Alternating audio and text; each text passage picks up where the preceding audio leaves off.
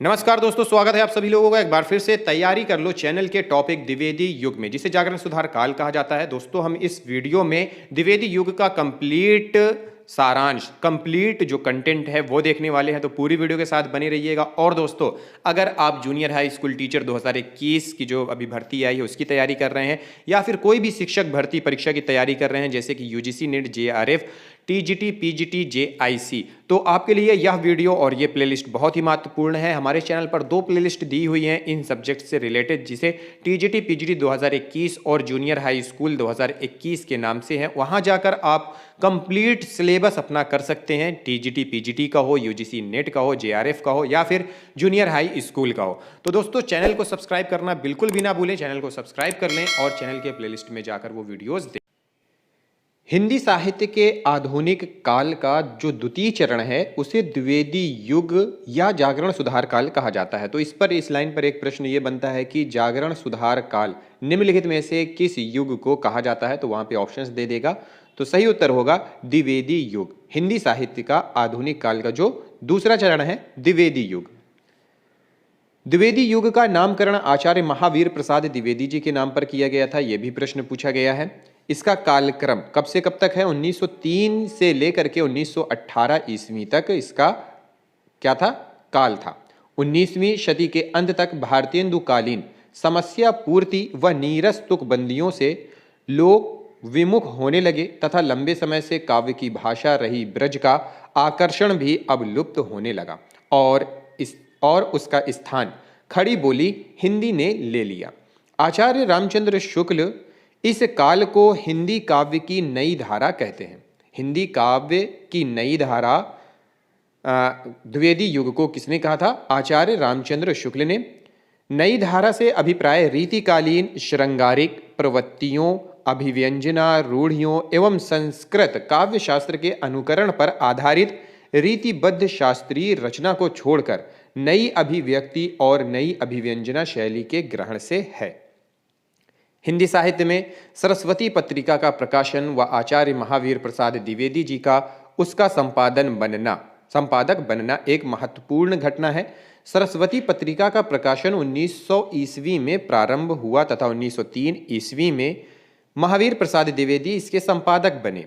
तो प्रश्न ये पूछा गया है कि सरस्वती पत्रिका का प्रकाशन कब से प्रारंभ हुआ, तो 1900 ईस्वी में। और यह भी पूछा जा चुका है कि महावीर प्रसाद द्विवेदी सरस्वती पत्रिका के संपादक कब बने?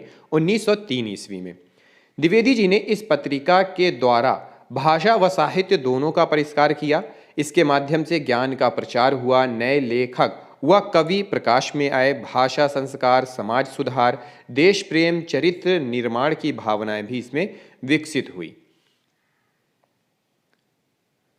द्विवेदी युग के प्रमुख कवि एवं उनकी रचनाएं देखेंगे तो सबसे पहले यहाँ पे नाम है आचार्य महावीर प्रसाद द्विवेदी, जिनके नाम पर द्विवेदी युग का नामकरण हुआ। आचार्य महावीर प्रसाद द्विवेदी 1864 से लेकर के 1938 ईस्वी हिंदी के महान साहित्यकार, पत्रकार एवं युग प्रवर्तक थे।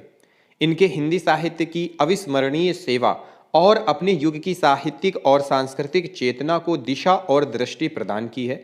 इनके इस अतुलनीय योगदान के कारण आधुनिक हिंदी साहित्य का दूसरा युग मतलब द्विवेदी युग 1900 से लेकर के 1920 ईस्वी के नाम से जाना जाता है। इन्होंने 17 वर्ष तक, थोड़ी देर पहले मैंने बताया था 1903 से प्रारंभ हुआ था, 1903 से प्रारंभ इसलिए माना जाता है क्योंकि द्विवेदी जो आचार्य महावीर प्रसाद द्विवेदी थे उन्होंने वहां से सरस्वती पत्रिका का प्रकाशन भार संभाला था। लेकिन जो द्विवेदी युग का कालक्रम है वो 1900 से लेकर के 1920 ईस्वी तक माना जाता है। इन्होंने 17 वर्ष तक हिंदी प्रसिद्ध पत्रिका सरस्वती का संपादन किया। हिंदी नव जागरण में इनकी उल्लेखनीय भूमिका रही है। भारतीय स्वतंत्रता आंदोलन को गति व दिशा देने में भी इनका महत्वपूर्ण मतलब उल्लेखनीय योगदान रहा है। द्विवेदी जी ने विपुल साहित्य रचना की। इनके छोटे बड़े ग्रंथों की व्याख्या कुल मिलाकर 71 है। पद्य के मौलिक ग्रंथों में, काव्य ग्रंथों में काव्य मंजूषा, काव्य कविता, देवी स्तुति, शतक आदि प्रमुख हैं। गंगा लहरी, ऋतु तरंगिनी, कुमार संभव, सार आदि इनके अनुदित पद्य ग्रंथ हैं। गद्य के मौलिक ग्रंथों में तरुणोपदेश, नैषध चरित्र चर्चा, हिंदी कालिदास की समालोचना, नाट्यशास्त्र, हिंदी भाषा की उत्पत्ति, कालिदास की निरंकुशता आदि विशेष रूप से उल्लेखनीय है। अनुवादों में वेकन विचार, रत्नावली, हिंदी महाभारत, वेणी संहार आदि प्रमुख हैं। द्विवेदी जी की कुछ प्रमुख साहित्यिक रचनाएं इस प्रकार हैं। सबसे पहले मौलिक गद्य रचनाएं देख लेते हैं कौन कौन सी हैं। देवी स्तुति शतक 1892 ईस्वी, कान्यकुब्जावली व्रतम 1998 ईस्वी, समाचार पत्र संपादन स्तवः 1998 ईस्वी, नागरी 1900 ईस्वी, कान्यकुब्ज अबला विलाप 1907 ईस्वी, काव्य मंजूषा 1903 ईस्वी, सुमन 1923 ईस्वी, द्विवेदी काव्य माला 1940 ईस्वी, कविता कलाप 1909 ईस्वी, पद्य अनुदित रचनाएं हैं इनकी। विनय विनोद 1889 ईस्वी, भर्तहरि के वैराग्य शतक का दोहा में अनुवाद है। विहार वाटिका 1890 ईस्वी, गीत गोविंद का भावानुवाद है।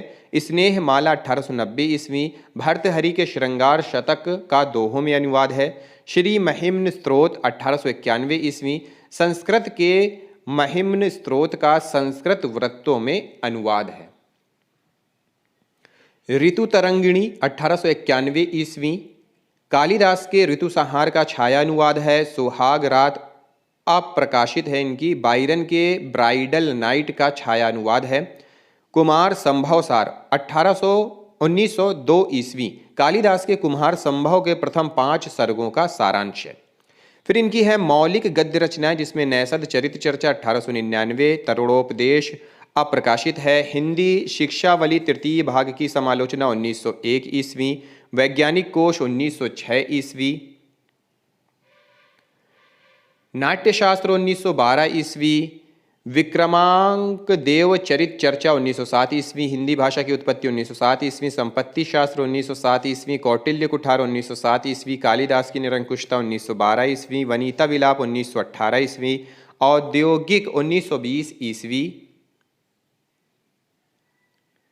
रसज्ञ रंजन 1920 ईस्वी, कालिदास और उनकी कविता 1920 ईस्वी, सुकवि संकीर्तन 1924 ईस्वी, अतीत स्मृति 1924 ईस्वी, साहित्य संदर्भ 1928 ईस्वी, अद्भुत आलाप 1924 ईस्वी, महिला मोद 1925 ईस्वी,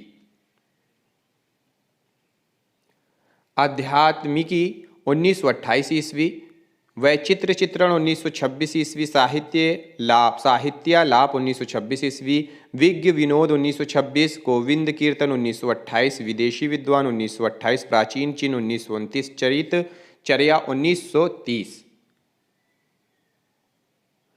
पुराव्रत 1933, दृश्य दर्शन 1928, आलोचनांजलि 1928, चरित्र चित्रण 1929, पुरातत्व प्रसंग 1929, साहित्य सीकर 1930, विज्ञान वार्ता 1930, वाग्य विलास 1930,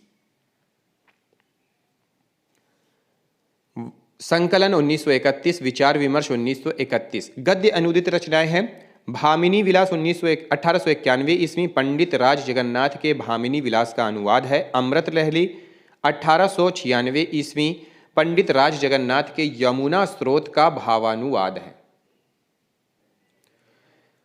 फिर है शिक्षा 1906 ईस्वी, हर्बर्ट स्पेंसर के एजुकेशन का अनुवाद है। स्वाधीनता 1907 ईस्वी, जॉन स्टुअर्ट मिल के ऑन लिबर्टी का अनुवाद है। जल चिकित्सा 1907 ईस्वी, जर्मन लेखक लुई कोने की जर्मन के अंग्रेजी अनुवाद का अनुवाद है।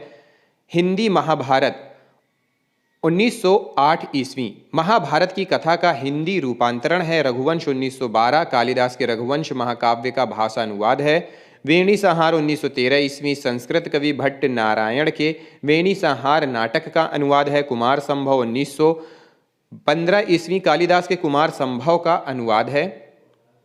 मेघदूत 1917 ईस्वी, कालिदास के मेघदूत का अनुवाद है। किरातार्जुनीय 1917 ईस्वी, भारवी के किरातार्जुनीयम का अनुवाद है। प्राचीन पंडित और कवि 1918 ईस्वी, अन्य भाषाओं के लेखों के आधार पर प्राचीन कवियों और पंडितों का परिचय है। फिर है आख्यायिका सप्तक 1927 ईस्वी अन्य भाषाओं की चुनी हुई 7 आख्यायिकाओं का छायानुवाद है। फिर दूसरे कवि के रूप में यहाँ पे नाम है श्रीधर पाठक 11 जनवरी 1858 से लेकर के 13 सितंबर 1928 तक प्राकृतिक सौंदर्य, स्वदेश प्रेम तथा समाज सुधार की भावनाओं के हिंदी कवि थे। वे प्रकृति प्रेम, सरल, उदार, नम्र, सहृदय, स्वच्छंद तथा विनोदी थे। वे हिंदी साहित्य सम्मेलन के 5वें अधिवेशन 1915 लखनऊ में हुआ था के सभापति हुए और कवि भूषण की उपाधि से विभूषित भी हुए। कवि भूषण की उपाधि भी इन्हें मिली थी। और ये जो प्रश्न है, हिंदी साहित्य सम्मेलन के 5वें अधिवेशन की सभापति कौन थे, तो यहाँ पे याद रखिएगा श्रीधर पाठक थे। हिंदी, संस्कृत और अंग्रेजी पर उनका समान अधिकार था। इनकी कुछ प्रमुख रचनाएं हैं, जिसमें से मनोविनोद भाग 1, 2, 3, धन विनय 1900 ईस्वी, गुणवंत हेमंत 1900, वनाष्टक 1912, देहरादून 1915, गोखले गुणाष्टक 1915। इनके कुछ अन्य रचनाएं भी हैं, बाल भूगोल, जगत सच्चाई सार, एकांतवासी योगी, कश्मीर सुषमा, आराध्य शोकांजलि, जॉर्ज वंदना, भक्ति विभा, श्री गोखले प्रशस्ति, श्री गोपी का गीत, भारत गीत, तिलस्माती मुंदरी और है विभिन्न स्फुट निबंध तथा पत्रादि। इन्होंने अनुवाद किया था श्रांत पथिक, गोल्ड स्मिथ के ट्रेवलर का इन्होंने अनुवाद किया था। यह प्रश्न कई बार पूछा गया है। ऊजड़ ग्राम डिटर्जेंट विलेज का अनुवाद किया था ऊजड़ ग्राम के नाम से। फिर है राम नरेश त्रिपाठी, तीसरे आचार्य के रूप में है। इनका समय है 4 मार्च 1889 से लेकर के 16 जनवरी 1962।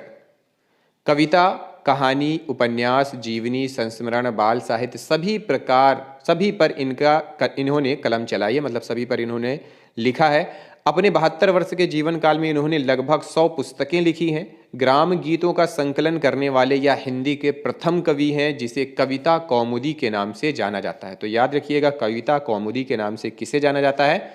राम नरेश त्रिपाठी जी को। फिर है इस महत्वपूर्ण कार्य के लिए उन्होंने गांव-गांव जाकर रात भर घरों के पिछवाड़े बैठकर सोहर और विवाह गीतों को सुना और चुना। किसमें? कविता कौमुदी में।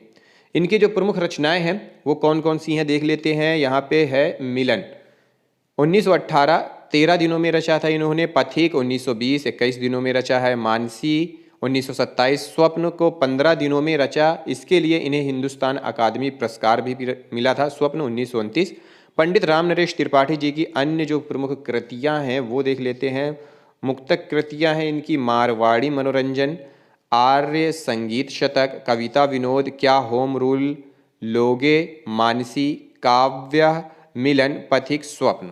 और इनकी प्रमुख कहानियों में नाम आता है तरकस, आँखों देखी कहानी, स्वप्नों के चित्र, नख शिख, उन बच्चों का क्या हुआ, 21 अन्य कहानियाँ। उपन्यास की अगर बात करें तो यहाँ पे इनके उपन्यासों में वीरांगना, वीरबाला, मारवाड़ी और पिशाचनी, सुभद्रा और लक्ष्मी। नाटक में है जयंत, प्रेमलोक, वफाती चाचा, अजनबी, पैसा परमेश्वर, माँ और बापू, कन्या का तपोवन। व्यंग्य की बात करें तो यहाँ पे व्यंग्य है इनके दिमागी ऐयाशी, स्वप्नों के चित्र। अनुवाद इन्होंने किया है इतना तो जानो, अटुलो तो जाग्यो गुजराती से है, कौन जागता है गुजराती नाटक का इन्होंने अनुवाद किया था। फिर है अयोध्या सिंह उपाध्याय हरिऔध। इनका समय है 15 अप्रैल 1865 से लेकर के 16 मार्च 1947। हिंदी के एक सुप्रसिद्ध साहित्यकार थे। ये 2 बार हिंदी साहित्य सम्मेलन के सभापति रह चुके हैं और सम्मेलन द्वारा विद्यावाचस्पति की उपाधि से सम्मानित भी हो चुके हैं। प्रिय प्रवास हरिऔध जी का सबसे प्रसिद्ध और महत्वपूर्ण ग्रंथ है। यह हिंदी खड़ी बोली का प्रथम महाकाव्य और इसे मंगला प्रसाद पारितोषिक पुरस्कार प्राप्त हो चुका है। तो याद रखिएगा, हिंदी खड़ी बोली का प्रथम महाकाव्य कौन सा है? प्रिय प्रवास। इनकी प्रमुख रचनाएं में अगर देखें तो हरिऔध जी ने ठेठ हिंदी का ठाठ लिखा है, अधकिला फूल, हिंदी भाषा और साहित्य का विकास आदि ग्रंथों की भी रचना की है। किंतु मूलतः वे कवि ही थे। उनके उल्लेखनीय ग्रंथ कौन कौन से हैं देख लेते हैं। प्रिय प्रवास 1914 ईस्वी, कवि सम्राट, वैदेही वनवास 1940, पारिजात 1937, रसकलश 1940, चुभते चौबते 1932 और चौखे चौपदे 1924। ठेठ हिंदी का ठाठ, अध खिला फूल, रुक्मणी परिणय, हिंदी भाषा और साहित्य का विकास। इन्होंने बाल साहित्य पर भी रचनाएं की हैं। बाल विभव, बाल विलास, फूल पत्ते, चंद्र खिलौना, खेल तमाशा, उपदेश कुसुम, बाल गीतावली, चांद सितारे, पद्म प्रसून। फिर है जगन्नाथ दास रत्नाकर 1866 से लेकर के 21 जून 1932। आधुनिक युग के श्रेष्ठ ब्रज भाषा कवि थे। रत्नाकर जी की जो प्रमुख रचनाएं हैं वो है पद्य रचनाएं हैं इनकी। हरिश्चंद्र खंड काव्य है, गंगावतरण 1923 पुराख्यान काव्य है, उद्धव शतक प्रबंध काव्य, हिंडोला 1894 मुक्तक काव्य, कलकाशी मुक्तक काव्य, समालोचनादर्श पद्य निबंध है, श्रृंगार लहरी, गंगा लहरी, विष्णु लहरी मुक्तक काव्य है, रत्नाष्टक मुक्तक काव्य है, विराष्टक मुक्तक काव्य है, प्रकीर्णक पद्मावली मुक्तक संग्रह है। गद्य रचना इनकी है। साहित्यिक लेख हैं रोला छंद के लक्षण, महाकवि बिहारी लाल की जीवनी, बिहारी सतसई संबंधी साहित्य, साहित्यिक ब्रज भाषा तथा उसके व्याकरण की सामग्री, बिहारी सतसई की टीकाएं, बिहारी पर स्फुट लेख। और ऐतिहासिक लेख हैं इनके महाराज शिवाजी का एक नया पत्र, शुक वंश का एक शिलालेख, शुंग वंश का एक नया शिलालेख, एक ऐतिहासिक पापाड़ाश्व की प्राप्ति, एक प्राचीन मूर्ति, समुद्रगुप्त का पाषाणाश्व, घनाक्षरीनीय रत्नाकर, कर्ण, सवैया, छंद आदि। संपादित इनकी रचनाएं हैं सुधा सागर प्रथम भाग, कविकुल कुंठाभरण, दीप प्रकाश, सुंदर श्रृंगार, शमुकृत नक्षिक, हमीरहट, रसिक विनोद, समस्या पूर्ति भाग 1, हित तरंगिणी, केशवदास कृत नख शिक, सुजान सागर, बिहारी रत्नाकर, सूर सागर। फिर है राष्ट्र कवि मैथिली शरण गुप्त 13 अगस्त 1886 से लेकर के 15 दिसंबर 1964। ठीक है। हिंदी के प्रसिद्ध कवि थे। हिंदी साहित्य के इतिहास में खड़ी बोली के प्रथम महत्वपूर्ण कवि हैं। इनकी कृति भारत भारती 1912 भारत के स्वतंत्रता संग्राम के समय काफी प्रभावशाली सिद्ध हुई थी और इसी कारण महात्मा गांधी ने इन्हें राष्ट्र कवि की पदवी भी दी थी। तो दोस्तों यहाँ पे कई सारे प्रश्न हैं। भारत भारती के रचनाकार कौन है, भारत भारती के रचना समय क्या है, भारत भारती के लिए कौन सा कवि, मतलब मैथिली शरण गुप्त की सुप्रसिद्ध कवि वो सुप्रसिद्ध रचना कौन सी है, और राष्ट्र कवि की उपाधि से कौन सा कवि जाना जाता है, और राष्ट्र कवि की जो उपाधि दी थी वो किसने दी थी। तो यहाँ पे है भारत भारती है, राष्ट्र कवि मैथिली शरण गुप्त जी की रचना 1912 इसका समय है, और राष्ट्र कवि की जो उपाधि दी थी वो महात्मा गांधी जी ने मैथिली शरण गुप्त जी को दी थी। ठीक है। सन 1954 में भारत सरकार ने इन्हें पद्म भूषण से सम्मानित किया। महावीर प्रसाद द्विवेदी जी की प्रेरणा से गुप्त जी ने खड़ी बोली को अपनी रचना का माध्यम बनाया और अपनी कविता के द्वारा खड़ी बोली को एक काव्य भाषा के रूप में निर्मित करने में अथक प्रयास किया। इस तरह ब्रज भाषा जैसी समृद्ध काव्य भाषा को छोड़कर समय और संदर्भों के अनुकूल होने के कारण नए कवियों ने इसे ही अपनी काव्य अभिव्यक्ति का माध्यम बनाया। हिंदी कविता के इतिहास में यह गुप्त जी का सबसे बड़ा योगदान था। साकेत इनकी रचना का सर्वोच्च शिखर है। अब इनकी प्रमुख रचनाएं देख लेते हैं कौन कौन सी हैं। महाकाव्य की बात करें तो साकेत और यशोधरा इनके महाकाव्य हैं। खंड काव्य की बात करें तो कई सारे खंड काव्य इन्होंने लिखे हैं, जिसमें से जयद्रथ वध, भारत भारती, पंचवटी, द्वापर, सिद्धराज, नहुस, अंजलि और आर्ध्य, अजित, अर्जन और विसर्जन, काबा और करबला, किसान, कुणाल गीत, गुरु तेग बहादुर, गुरुकुल, जय भारत,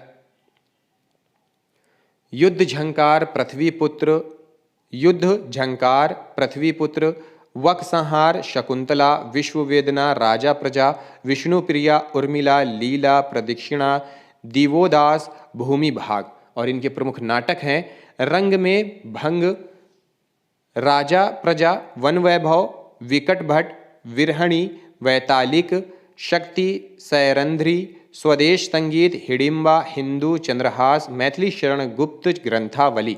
मौलिक तथा अनुदित समग्र कृतियों का संकलन 12 खंडों में है, मैथिली शरण गुप्त ग्रंथावली के नाम से। कविताओं का संग्रह है उच्छ्वास और पत्रों का संग्रह है पत्रावली। फिर है रामधारी सिंह दिनकर, 23 सितंबर 1908 से लेकर के 24 अप्रैल 1974 इनका समय है। हिंदी के एक प्रमुख लेखक, कवि व निबंधकार थे। ये आधुनिक युग के सर्वश्रेष्ठ वीर रस के कवि थे। वीर रस का सर्वश्रेष्ठ कवि आधुनिक युग का कौन है? रामधारी सिंह दिनकर। इनकी प्रमुख काव्य रचनाएं हैं बारदोली विजय, संदेश 1928, प्रणभंग 1929, रेणुका 1935, हुंकार 1938, रसवंती 1929, द्वंद्व गीत 1940, कुरुक्षेत्र 1946, धूप छां 1947, सामधेनी 1947, बापू 1947, इतिहास के आंसू 1951, धूप और धुआं 1951, मिर्च का मजा 1951, रश्मि रथी 1952, दिल्ली 1954, नीम के पत्ते 1954, नील कुसुम 1955, सूरज का ब्याह 1955, चक्रवाल 1956, कविश्री 1957, सीपी और शंख 1957, नए सुभाषित 1957, लोकप्रिय कवि दिनकर 1960, उर्वशी 1961, परशुराम की प्रतीक्षा 1963, आत्मा की आंखें 1964, कोयला और कवित्व 1964, मृत्यु तिलक 1964 और दिनकर की सुक्तियां 1964, हारे को हरिनाम 1970, संचिता 1973, दिनकर के गीत 1973, रश्मि लोक 1974, उर्वशी तथा अन्य श्रृंगारिक कविताएं 1974। इनकी गद्य रचनाओं में नाम आता है मिट्टी की ओर 1946, चित्तौड़ का साका 1948, अर्धनारीश्वर 1952, रेती के फूल 1954, हमारी सांस्कृतिक एकता 1955, भारत की सांस्कृतिक कहानी 1955, संस्कृति के 4 अध्याय 1956, उजली आग 1956, देश विदेश 1957, राष्ट्रभाषा और राष्ट्रीय एकता 1955, काव्य की भूमिका 1958, पंत प्रसाद और मैथिली शरण गुप्त 1958, वेणुवन 1958, धर्म नैतिकता और विज्ञान 1959, वट पीपल 1961, लोकदेव नेहरू 1965, शुद्ध कविता की खोज 1966, साहित्य मुखी 1968, राष्ट्रभाषा आंदोलन और गांधी जी 1968, हे राम 1968, संस्मरण और श्रद्धांजलियां 1970, भारतीय एकता 1971, मेरी यात्राएं 1971, दिनकर की डायरी 1973,